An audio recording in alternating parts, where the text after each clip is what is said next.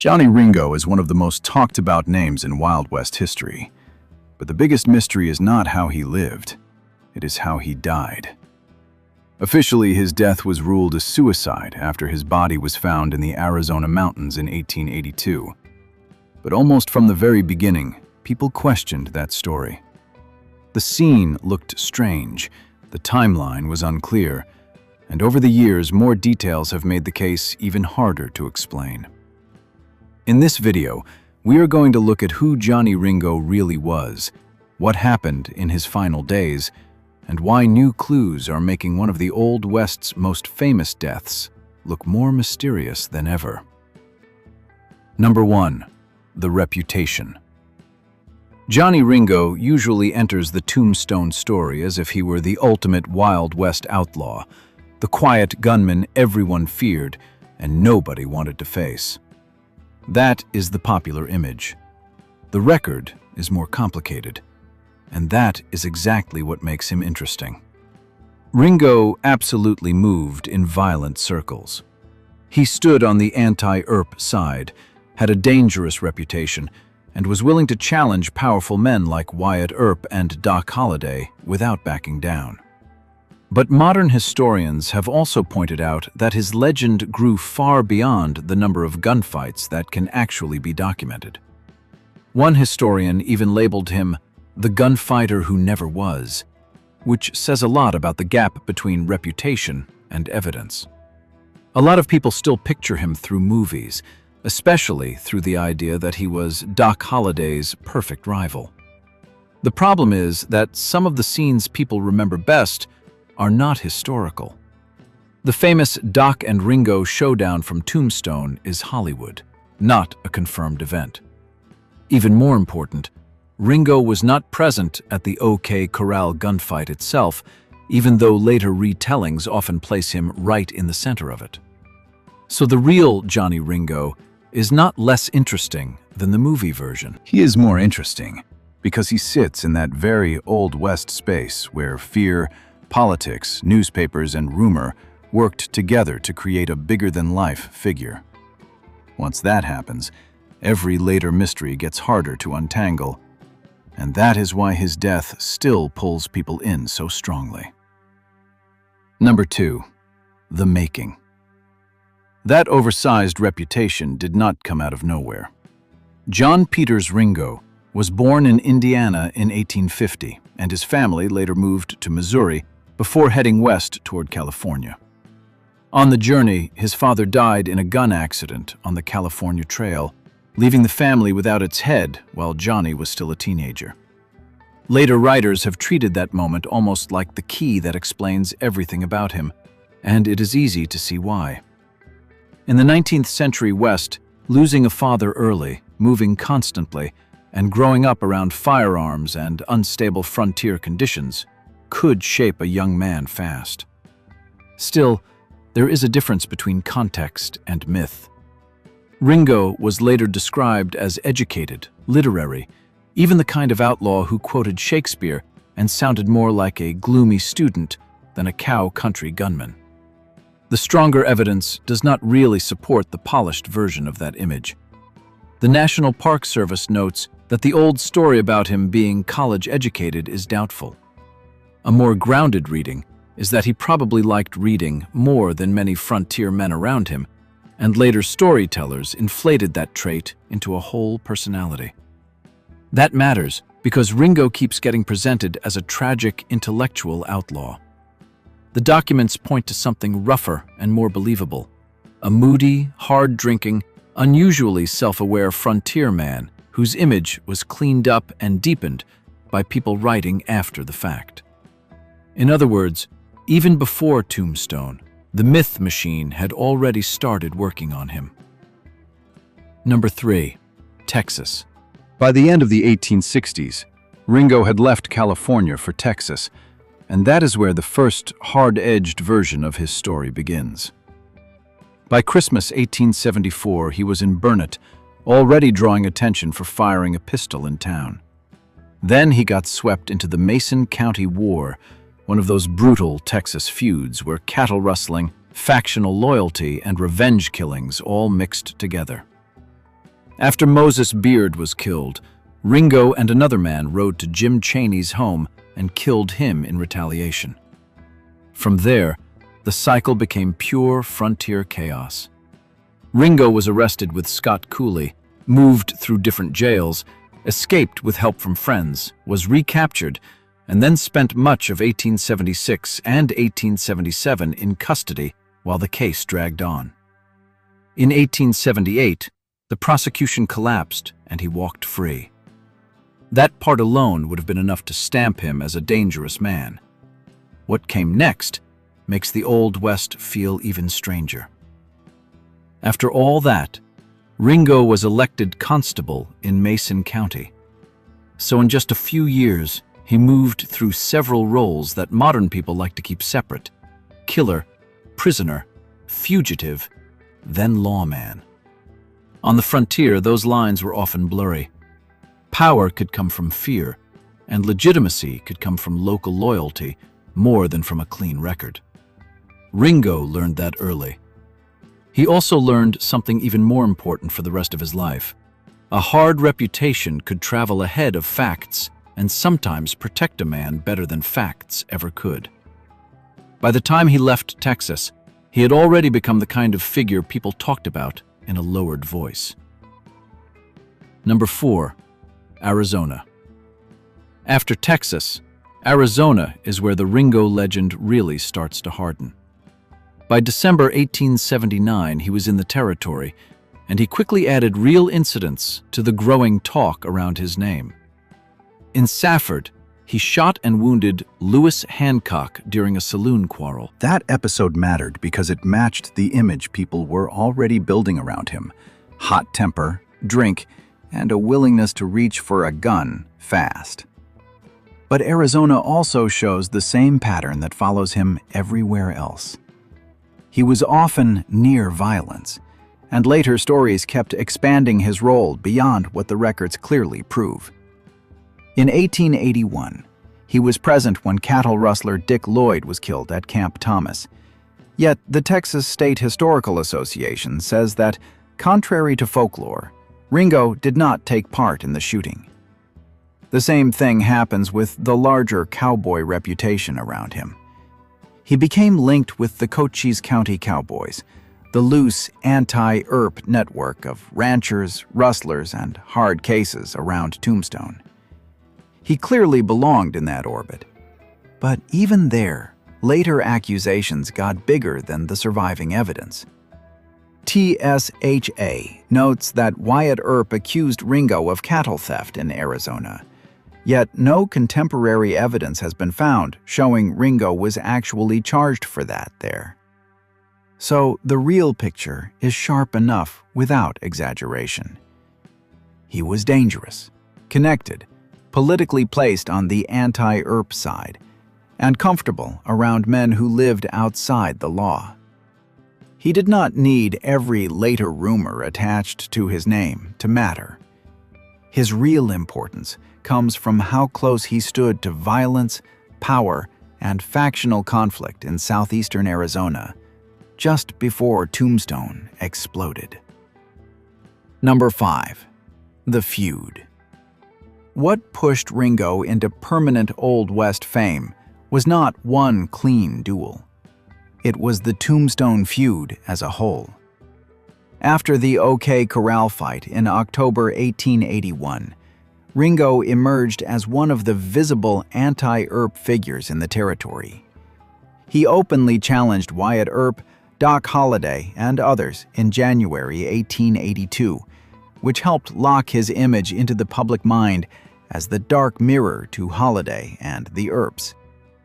But the real feud was wider than two famous gunmen staring each other down in a street. It was about local politics, law enforcement power, county loyalties, business interests, and the basic question of who controlled Cochise County. In that setting, Ringo mattered because he was more than just a loudmouth with a gun. He had standing inside the anti-Earp world, and he later rode with the posse that pursued the Earps during their vendetta ride. That means he was part of the moving center of one of the best-known conflicts in Old West history. At the same time, the pop culture version of his role is still too neat. The movie rivalry with Doc Holliday is the part people know, but modern historians have tried to clear that smoke away. A recent True West discussion argued plainly that Doc Holliday did not kill John Ringo, and neither did Wyatt Earp. That does not solve the case.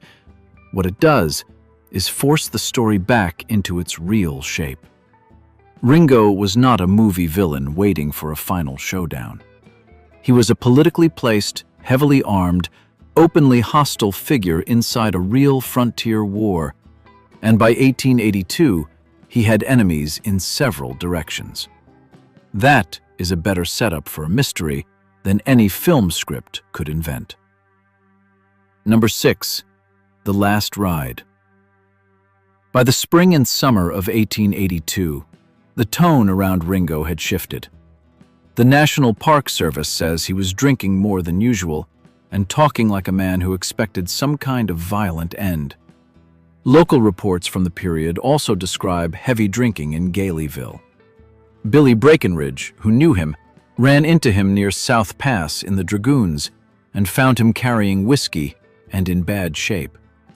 That detail matters because it places Ringo on a real route, moving through known country with witnesses around him.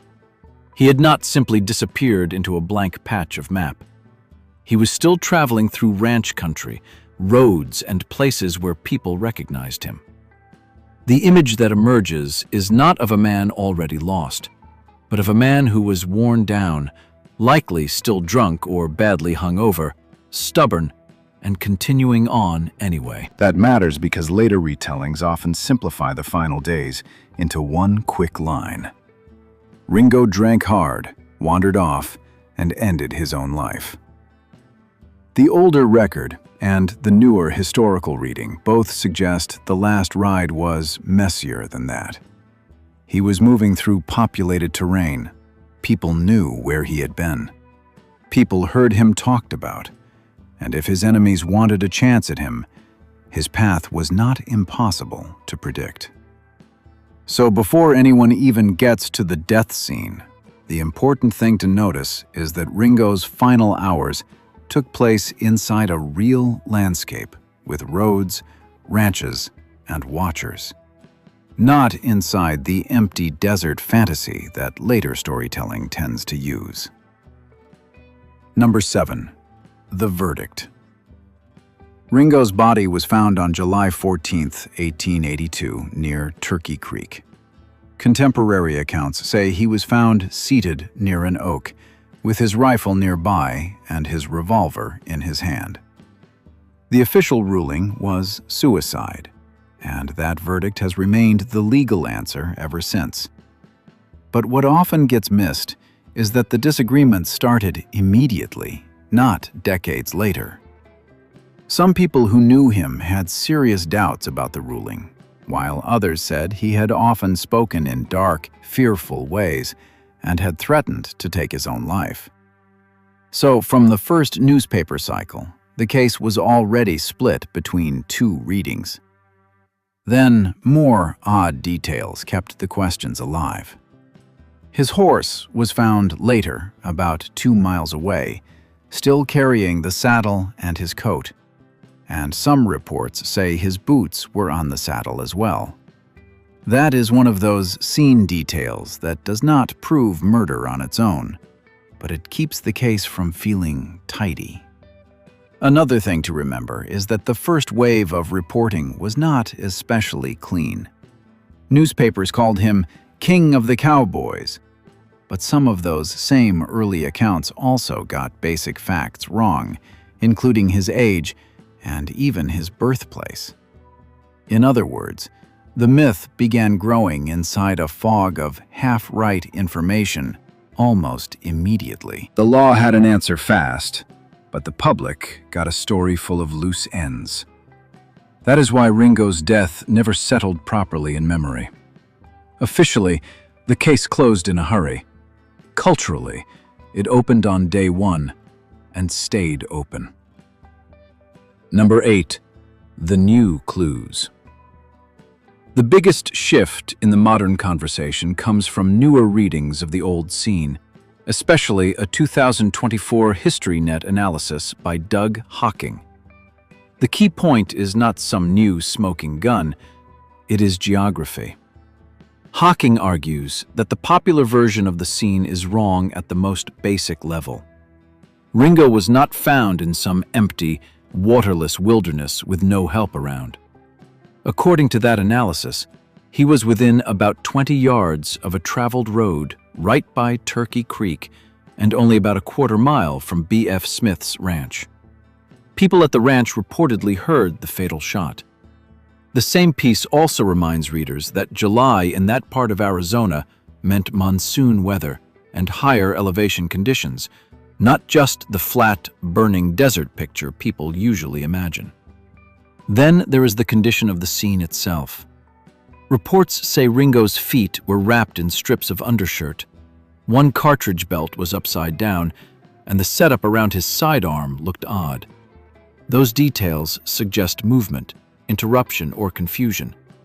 Hocking's reading is that Ringo may have taken off his boots near the creek, possibly to cool off or cross water, and then hurriedly redressed when his horse bolted or when something in the brush spooked it. That does not prove murder. Hocking is careful on that point. He says the evidence still leaves room for either suicide or homicide, but it does destroy the lazy version of the story where a stranded man simply collapsed into despair, far from aid. It also matters that the coroner's jury was not a team of trained investigators. Hocking notes that these were ordinary local men who came together quickly, reported what they saw, and were in no position to do modern forensic work. That makes the official ruling feel less final than people often assume. Number 9. The suspects. Once people move away from the official verdict and start looking at murder, the suspect list gets crowded fast. Wyatt Earp later claimed in different ways that he had killed Ringo, but those claims have always been unstable, and the best-known version was spread by a later book that Earp researchers broadly reject. Doc Holliday is the favorite answer in popular culture, mostly because that solution feels dramatic and familiar. But recent historians have pushed back hard on both celebrity suspects. True West's modern discussion of the case rejected both Doc and Wyatt as the answer, which is a useful reset because it forces attention toward less famous but more practical possibilities. The name that keeps coming back in recent writing is Buckskin Frank Leslie. Doug Hocking makes Leslie the strongest murder suspect among the familiar names, not because the case against him is airtight, but because it fits frontier reality better. Leslie had a murky background, a record of violence, personal friction with Ringo, and later rumors connecting him to the killing. Hocking also notes reports that witnesses saw Leslie trailing Ringo near Turkey Creek, and later accusations said Leslie was the man who did it. On top of that, there is the prison confession story.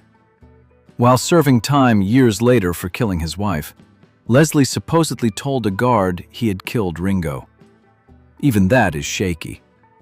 True West notes that few people believed the confession. So Leslie is not a solved answer. He is simply a more workable suspect than the movie versions. That is what keeps the case alive. If you stay with the official ruling, there is enough there to support it. If you lean toward murder, there are suspects with motive and opportunity. But once Hollywood is stripped away, the case becomes smaller, more local, and in some ways, much more believable. Number 10. The Myth Machine. Johnny Ringo is one of those Old West figures whose story keeps feeding on the gap between record and legend. The hard record gives you an Indiana-born man who lost his father young, drifted into Texas feud violence, moved through outlaw and lawman territory, tied himself to the anti-Earp side in Arizona, drank heavily, and died in 1882 under circumstances the law labeled quickly. The softer record gives you everything else. The educated Shakespeare gunman, the perfect Doc Holliday enemy, the mastermind behind every cowboy move, the tragic lone outlaw under a tree, the revenge target, the man who knew his end was coming. Some of those images contain a piece of truth. None of them fully matches the documents. That mismatch is exactly why the case never gets old. Newspapers wanted a striking character. Later memoir writers wanted a stronger story. Films wanted a worthy rival for Holliday and the Earps. Each retelling made the lines cleaner than the evidence really allows. Modern historians have mostly moved in the opposite direction. They keep cutting away the easy parts. Ringo was not at the OK Corral. The famous Doc Showdown is fiction. The stranded desert version of his death is too simple. Even the best-known murder suspects may not be the right ones. What survives after all that trimming is not a smaller story. It is a sharper one. You are left with a short official ruling, a cluttered physical scene, a victim with real enemies, and a reputation so large that almost any rumor could attach itself to his name and survive. That is the real power of the Johnny Ringo mystery in Wild West history. It lives in the space between what was written down fast and what people kept repeating for the next 100 years.